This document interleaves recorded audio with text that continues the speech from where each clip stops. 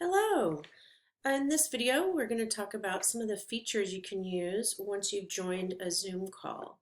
So I've copied the link from an email. And so when we join the Zoom call, if you get a message like this, it means the host just hasn't started the meeting yet. And so don't worry, it will just spin until the host joins.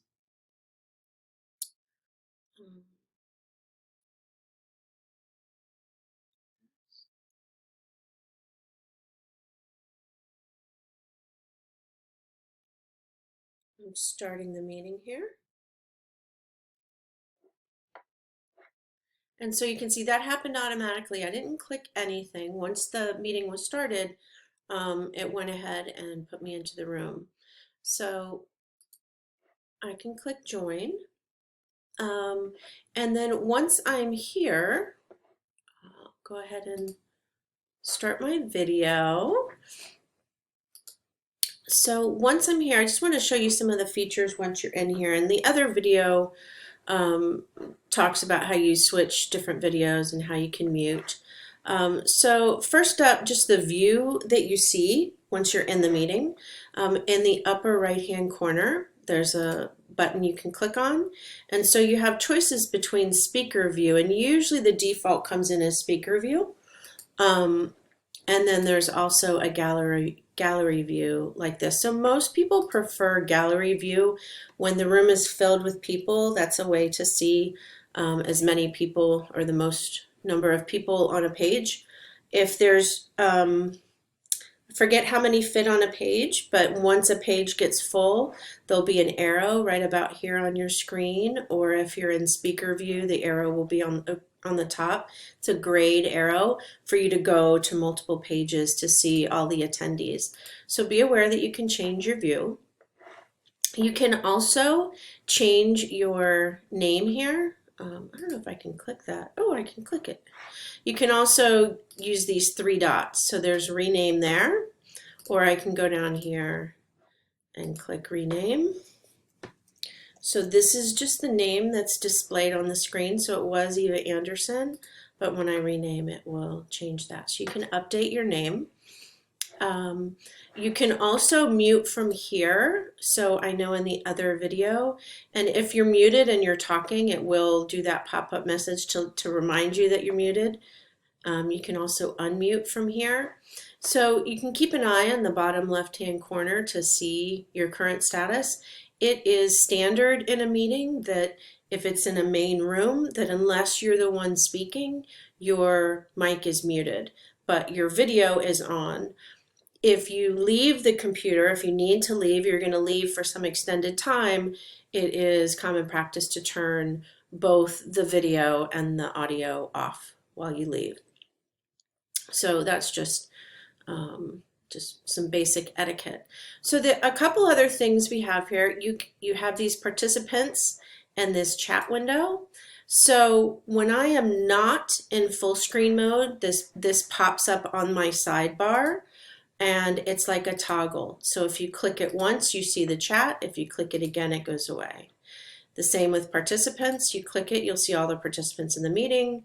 Click it again, and it goes away. And you can open them both, and you can type chat messages here. So you can send messages to everyone, or you can send a message to a specific person.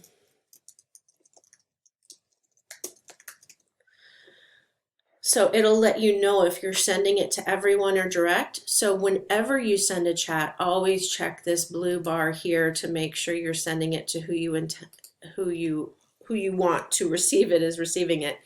If you are receiving chat messages from other people, sometimes this blue bar will change. So just make a double check that you're sending your message to the correct person.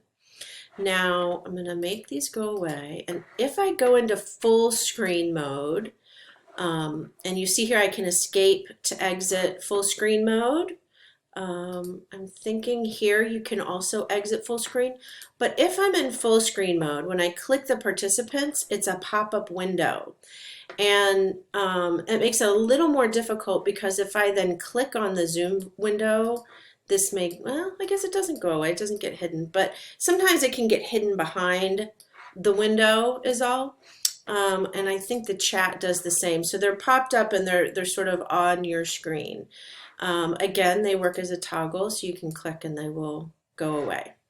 But that's only if you're in full screen. If you minimize somewhat so you're not in full screen mode, then they'll pop out on the side like before. The last thing is reactions. These are just a fun way to communicate with other people when you're in a conference or a meeting. You will have the number of the reactions that you see here will depend on your version of Zoom. So I think I have the latest version right now.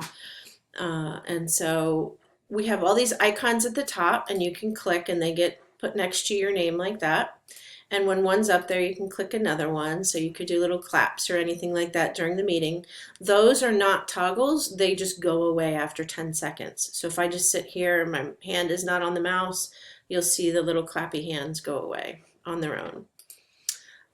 These are more for interactions with, school or a meeting and everyone's responding yes or no. And then you could raise your hand if you had a question.